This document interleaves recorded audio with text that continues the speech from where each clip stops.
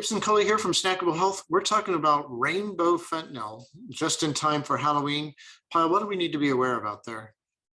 The DEA has really put a warning out on this rainbow fentanyl because what it is actually fentanyl disguised as what looks like candy or sweet tarts or even sidewalk chalk.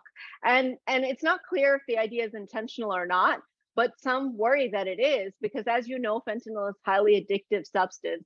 And if something looks innocuous like candy, then our kids, our adolescents, our teenagers may start consuming it without even realizing A, that it's addictive, and B, that it can be very dangerous and they can overdose on it.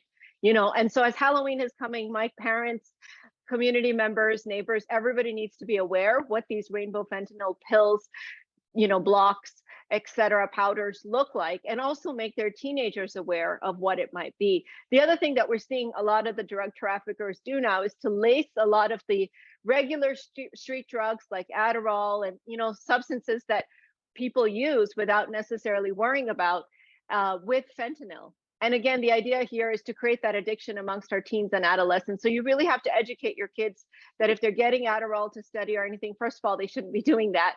But secondly, it might be laced with potentially life-altering substances like fentanyl. Now, for Halloween in particular, are there some things parents need to know, like don't take, candy that's not in a sealed wrapper, things like that?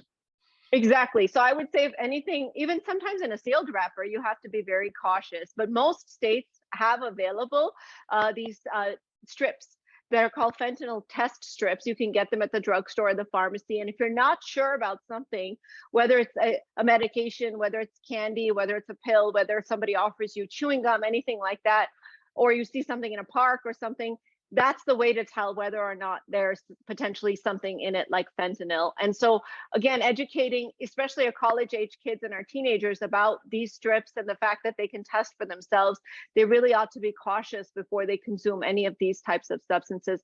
Also educating them, Mike, about what the signs of a potential overdose might look like so that if they see it in their roommate or a friend or somebody else, that they call 911 right away.